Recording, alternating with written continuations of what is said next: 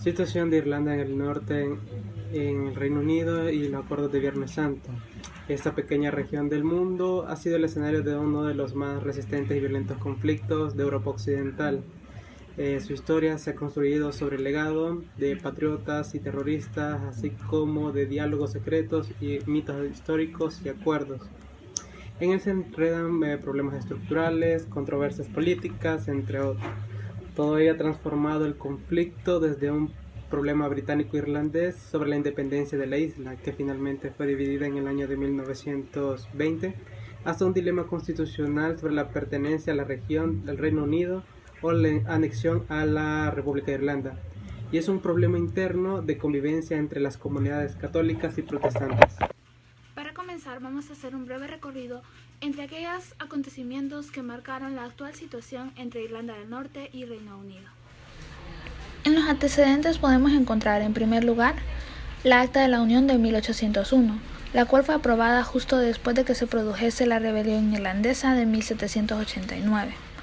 Con el Acta de la Unión, los reinos de Irlanda y Gran Bretaña se unían para crear el Reino Unido de Gran Bretaña e Irlanda. La Guerra de Independencia de Irlanda duró de 1919 a 1921.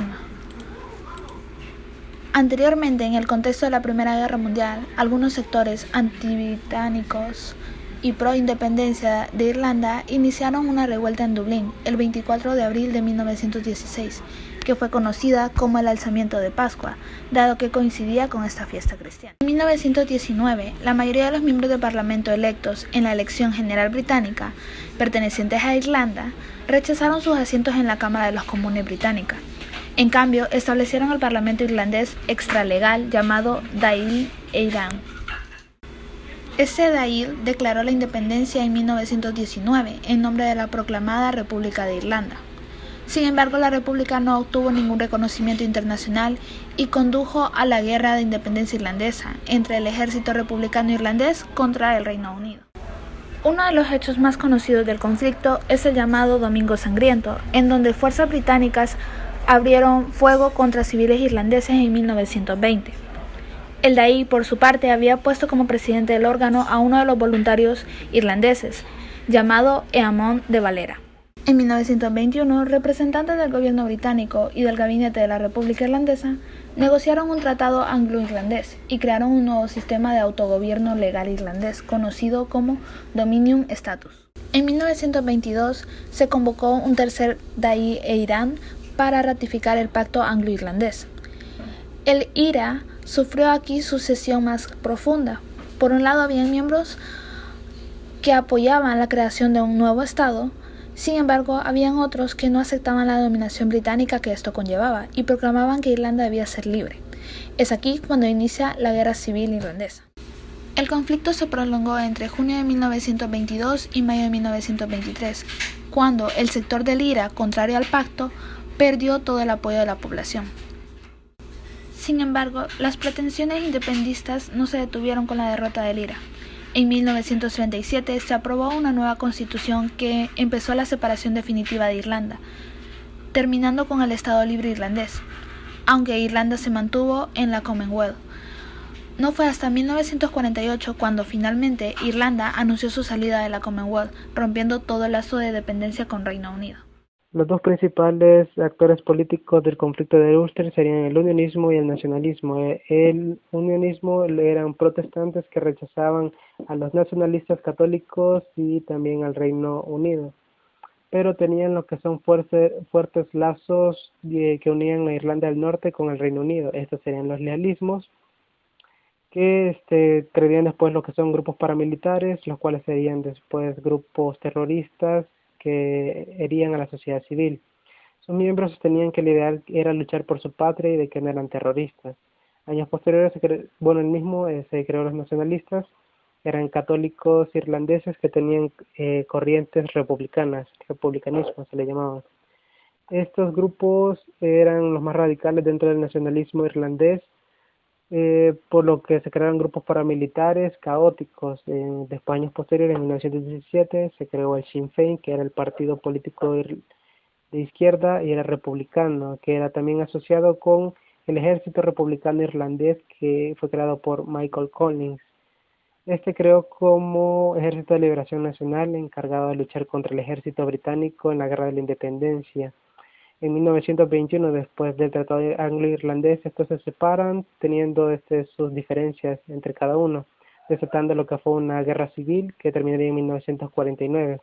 Después tuvo mayor realce en los años de 1969 y en los Troubles, si bien se compartían nombre y siglas con el antiguo Ejército de Voluntarios Republicanos, este nuevo IRA sería una organización paramilitar clandestina que llevarían a cabo una serie de atentados en esta nueva etapa de violencia. Ahora que ya hemos dado un breve recorrido por los antecedentes y que sabemos quiénes son los actores principales en el conflicto neoirlandés, vamos a iniciar con el desarrollo de la temática. El conflicto neoirlandés es también conocido como los Troubles o como los problemas en español y tuvo lugar de 1968 a 1998. Este conflicto se dio por finalizado con la firma de los acuerdos del Viernes Santo. Para iniciar hay que desarrollar un poco el contexto en el que la sociedad neoirlandesa estaba viviendo cuando el conflicto estalló. Los Troubles se enfrentaron a los unionistas protestantes contra los republicanos católicos, en donde estos últimos vivían prácticamente un constante atropello a sus derechos laborales y políticos. Las instituciones del Estado, el mundo laboral y los cuerpos de seguridad estaban completamente dominados por los unionistas. El atropello a los derechos de los católicos era constante, por lo que para 1969, en una marcha en pro de la defensa de los derechos de los católicos, que iba desde Belfast hasta Derry, el enfrentamiento entre católicos y protestantes fue inevitable e inició una constante ola de violencia entre estos dos grupos. Más tarde, en agosto de ese año, tuvo lugar la batalla del Bogside, la cual enfrentó de nuevo a unionistas contra nacionalistas en auténticos disturbios, los cuales pueden ser categorizados como una auténtica batalla, pues durante 3 días los policías fueron incapaces de entrar en el territorio del Bogside, y es en este momento en donde se marca la entrada del ejército británico, pues la violencia en el territorio norirlandés estaba tan radicalizado que los mismos líderes políticos unionistas hacían llamados a su población para que hiciesen presentes sus manifestaciones de odio en contra de los católicos en cualquier tipo de marcha, se fueran estas pacíficas o no. Esto solamente provocó el descontento de los católicos y aumentó el odio de estos hacia los unionistas, lo que prácticamente los llevó a cambiar su forma de actuar y comenzaron a defenderse y a atacar. El estallido de la violencia fue tal que las actividades de las nuevas organizaciones clandestinas por parte de los dos bandos, es decir, los grupos paramilitares, incrementaron y promulgaban la violencia sectaria contra la población civil. Los paramilitares lealistas llevaban a cabo asesinatos sectarios de civiles en las zonas nacionalistas de las ciudades norirlandesas, lo que aumentaba más el odio de sus vecinos, y entonces es cuando el IRA volvería a adquirir importancia relevante en la causa nacionalista. En respuesta a estos ataques a los lealistas, un nuevo IRA surgió en Irlanda del Norte, retomando las filas del antiguo ejército republicano irlandés, pero con una estrategia diferente. 2 facciones, el provisional y el IRA oficial. El IRA oficial era una decisión del IRA provisional, en donde estos últimos abandonaron la lucha armada, pues se dedicaron a la vida política. Uno de los hitos más importantes que tuvo lugar en los Troubles fue el denominado Domingo Sangriento o el Bloody Sunday en inglés, el cual surgió pues la violencia que había surgido entre los grupos paramilitares y el apoyo que recibían de la población civil era tal que para 1971 el gobierno decidió aprobar una ley que permitía a los órganos encargados de acabar con el terrorismo arrestar y llevar a prisión a aquellos ciudadanos sospechosos de pertenecer o colaborar con el IRA. El internamiento sin juicio supuso el arresto de numerosos ciudadanos, en su mayoría católicos, que eran acusados de ser sospechosos sin tener opción de defender su inocencia y llevados a prisión y prácticamente tratados como terroristas. Esto solamente provocó otro estallido de violencia. Se enfrentaron nacionalistas en las calles contra la policía y el ejército, se levantaron barricadas en los límites de los barrios católicos de Derry, y llegados a este punto, el IRA se intervenía en la defensa de las zonas nacionalistas, provocaba disturbios cada vez más graves y la tensión era más alta. Para el 30 de enero de 1972, en Derry, la Asociación por los Derechos Civiles de Irlanda del Norte había convocado a una gran manifestación que en teoría debía ser pacífica. Sin embargo, esta manifestación encontró muchas dificultades, puesto que una ley propuesta poco antes de tiempo por el gobierno de Irlanda del Norte prohibía las manifestaciones. La marcha, que en un principio estaba programada para que llegase hasta el ayuntamiento de la ciudad, encontró el problema de que no le era permitido salir de los límites de los barrios católicos. La marcha prácticamente comenzó sin mayor novedad, pero en un determinado momento un grupo de manifestantes comenzó a tirar piedras contra las barricadas donde se encontraban los soldados británicos, lo que provocó que la manifestación acabase en una tragedia.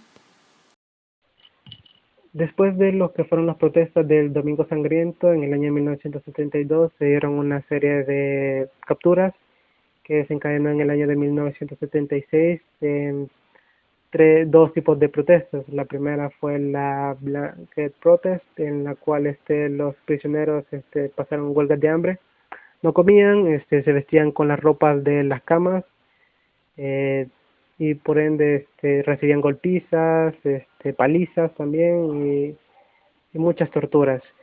Al no ser reconocidos como prisioneros políticos y fueron reconocidos así como terroristas y criminales, pasaron a la siguiente protesta, que es la Dirty Protest, la cual tanto era la hambruna que estos pasaban, que también no iban a hacer sus necesidades sanitarias.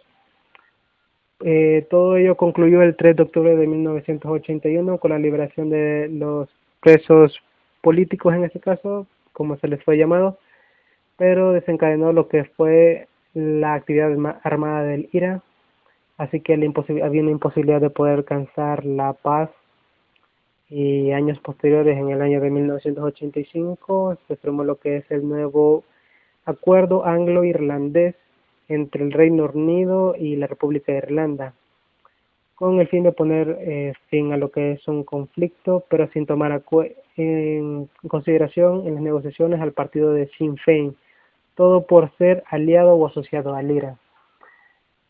Después a esto vinieron los que fueron asesinatos a los 3 paramilitares del IRA por parte de la policía británica, y se encadenó una serie de protestas por parte de este movimiento IRA, del grupo paramilitar IRA, así como de la sociedad civil, que era la nacionalista católica. Todo vendría a dar un realce a partir de la victoria de Tony Blair en las elecciones como primer ministro británico, y por ende llevaría al apoyo de las negociaciones, llevando en cuenta al partido Sinn Féin y a los unionistas, que estos no se interpusieron en el camino. Este acuerdo se fue llamado el Acuerdo de Viernes Santo o el Acuerdo de Belfast para los protestantes, en el cual se le da la posible autodeterminación de Irlanda del Norte, elegida por la población mediante el voto, y se establecía una asamblea de poder compartido, así como se había tratado en el acuerdo de Sunningale. Pero el cese de los actos terroristas era el principal objetivo del proceso de paz, puesto que no podría haber un consenso entre las partes políticas ni entre la población si seguían muriendo y se seguían haciendo lo que son actos de violencia sectaria. En 1997, el IRA declara un nuevo cese al fuego y se abrieron nuevas negociaciones, y de estas negociaciones surge el Acuerdo del Viernes Santo, o también llamado el Acuerdo de Belfast. Fue firmado el 10 de abril de 1998 en el Castillo de Stormont, entre los gobiernos del Reino Unido y la República de Irlanda. Tuvo como actores principales a los primeros ministros británico e irlandés Tony Blair y Bertie Ahern, también al ex senador estadounidense George Mitchell y al ex presidente de los Estados Unidos, Bill Clinton. Este último fungió como mediador.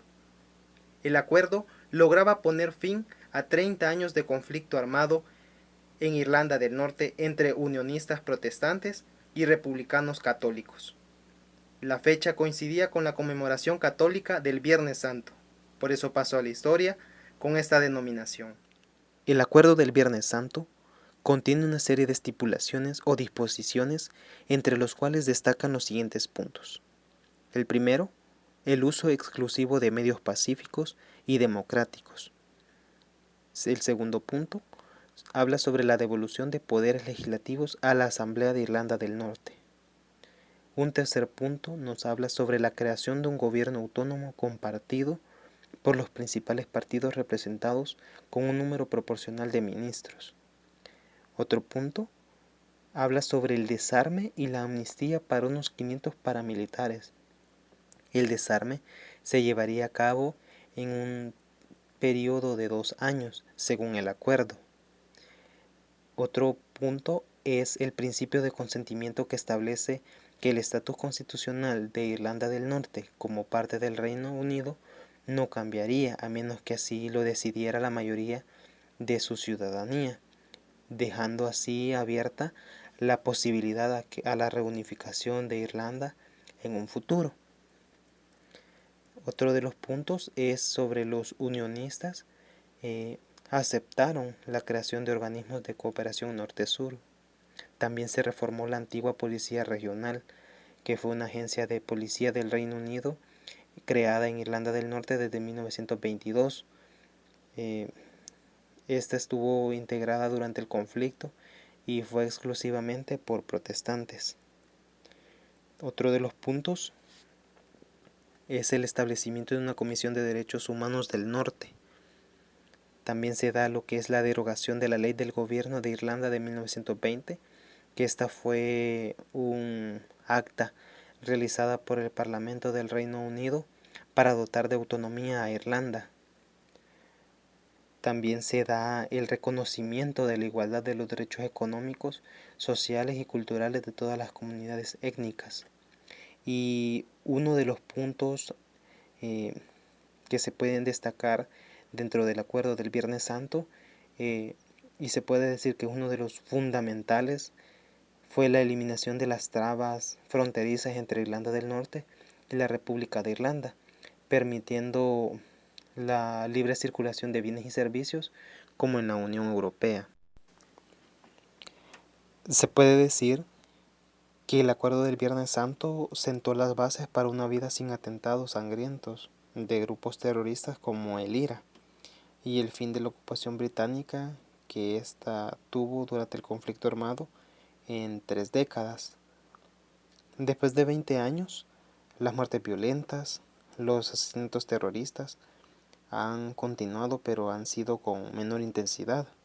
Tampoco ha desaparecido los enfrentamientos entre las dos partes, entre los unionistas protestantes y los republicanos católicos. La salida del Reino Unido de la Unión Europea en este año 2020 amenaza con restablecer una frontera en Irlanda del Norte. La desaparición de esta frontera con el proceso de paz trajo prosperidad y ha ayudado a la reconciliación de ambas partes dentro de la isla. Pero las rivalidades entre ambas partes puede reavivar de nuevo el conflicto que el acuerdo del Viernes Santo le puso fin allá en 1998. El acuerdo del Viernes Santo marca para Irlanda un nuevo comienzo, un principio basado en la convivencia pacífica entre ambos bandos, entre los unionistas protestantes y los nacionalistas católicos. El acuerdo se encuentra en un estado de equilibrio casi perfecto, pero al mismo tiempo demasiado frágil, pasando por los baches que significaron los ataques del 2009 y el 2014. Y, aunque se encuentra en un proceso de transición, el Brexit podría significar un punto clave para el futuro que reavive lo que el acuerdo del Viernes Santo ya había puesto fin.